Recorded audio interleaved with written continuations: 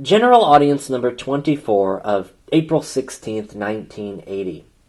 Chapter 2, Christ Appeals to the Human Heart. Part 1, In the Light of the Sermon on the Mount. From Matthew 5:27-28. Whoever looks to desire. As the subject of our future reflections during the Wednesday meetings, I want to develop the following word of Christ, which is part of the Sermon on the Mount. Quote, You have heard that it was said, You shall not commit adultery. But I say to you, whoever looks at a woman to desire her in a reductive way has already committed adultery with her in his heart. Matthew chapter 5, verses 27-28. It seems that this passage has a key significance for the theology of the body, like the one in which Christ appealed to the beginning, which served as the basis of the foregoing analyses. At that time, we were able to realize how vast was the context of a sentence, or even just of a word spoken by Christ. It was a question not only of the immediate context that came out in the course of the dialogue with the Pharisees, but the overall context, which we cannot enter into without going back to the first chapters of Genesis, leaving aside what refers there to the other books of the Old Testament. The foregoing analyses have shown what an extensive content Christ's reference to the beginning brings with it.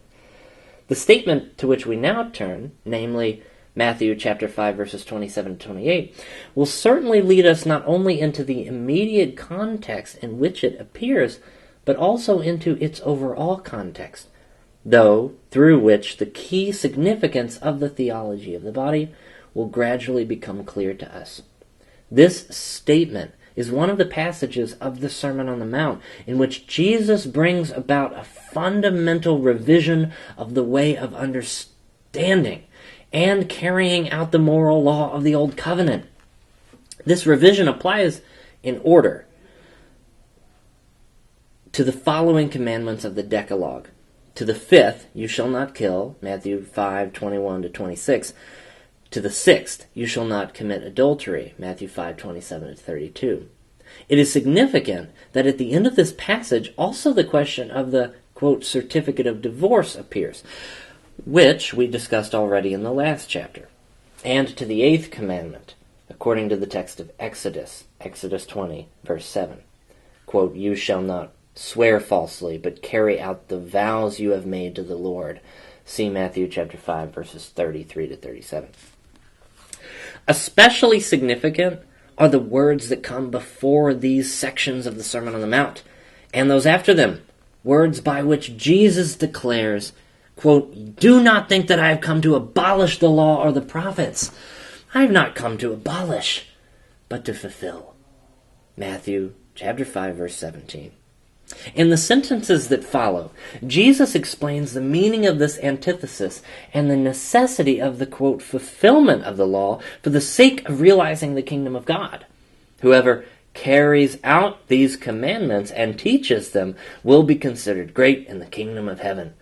That's from Matthew 5:19, John Paul II's edition. Kingdom of heaven means the reign of God in the eschatological dimension. The fulfillment of the law is the underlying condition for this reign in the temporal dimension of human existence. It is a question, however, of a fulfillment that fully corresponds to the meaning of the law, of the Decalogue, of the single commandments. Only such a fulfillment builds the justice that God the legislator has willed. Christ the teacher urges us not to give the kind of human interpretation of the whole law and of the single commandments contained in it that does not build the justice willed by God the legislator. Quote, Unless your justice surpasses that of the scribes and Pharisees, you will not enter the kingdom of heaven. That's Matthew 5, chapter 20. Matthew chapter 5, verses 27-28, the ethical meaning.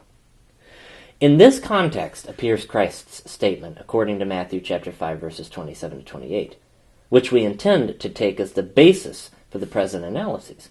Because, together with the other statement, Matthew 19, verses 3-9, and Mark chapter 10, we consider it as key to the theology of the body.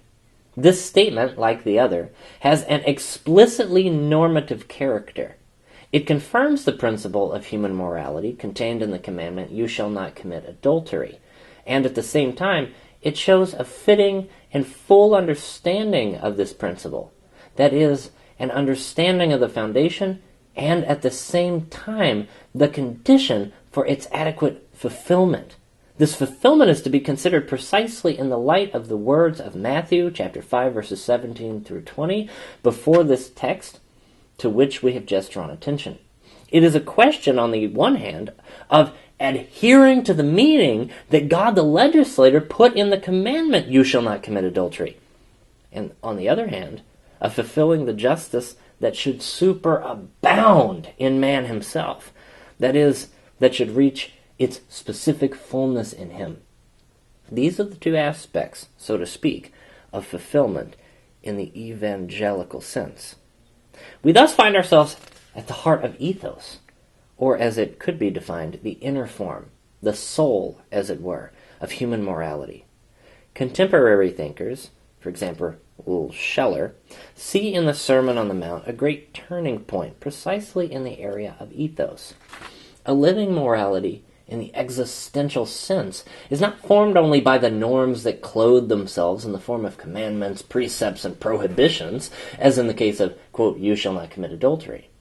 The morality in which the very meaning of being human is realized, which is at the same time the fulfillment of the law by the superabounding of justice through subjective vitality, is formed in the interior perception of values, from which duty is born as an expression of conscience, as an answer of one's own personal I. Ethos makes us, at one and the same time, enter into the depth of the norm itself and descend into the interior of man, the subject of morality. Moral value is connected with the dynamic process of man's innermost being. To reach it, it is not enough to stop on the surface of human actions, but one must penetrate precisely the interior. In addition to the commandment, "You shall not commit adultery," the Decalogue has also, "You shall not desire your neighbor's wife." See Exodus 20 verse 17 or Deuteronomy 5:21. In his statement in the Sermon on the Mount, Christ in some way connects them with each other. Quote, "You have heard that it was said, 'You shall not commit adultery.' But I say to you, whoever looks at a woman to desire her has already committed adultery with her in his heart." Yet the point is not so much to distinguish the area covered by these two commandments, but to point out the dimension of interior action also referred to in the words, "You shall not commit adultery." This action finds its visible expression in the act of the body, the act in which man and woman share contrary to the law of the exclusivity of marriage. The casuistry of the books of the Old Testament, which was preoccupied with investigating what, according to external criteria, constituted such an act of the body, and was at the same time oriented toward fighting adultery, opened various legal loopholes for adultery. In this way, on the basis of many compromises because of hardness of heart, Matthew 19, verse 8, the meaning of the commandment willed by the legislator suffered deformation. One was concerned with the legalistic observation of the formula, which did not superabound in the inner justice of hearts. That Christ shifts the essence of the problem into another dimension when he says, "Whoever looks at a woman to desire her has already committed adultery with her in his heart." According to ancient translations, quote, "has already made her an adulteress in his heart," a formula that seems to be more exact. Matthew chapter 5, verse 27 to 28, anthropological meaning. Thus, Christ appeals to the inner man. He does so several times and in various circumstances. In this case, it seems particularly explicit and eloquent, not only with respect to the configuration of evangelical ethos, but also with respect to the way of looking at man. Not only ethical, but also anthropological reasons suggest that we dwell longer on this text of Matthew chapter 5, verse 27 to 28, which contains the words Christ spoke in the Sermon on the Mount.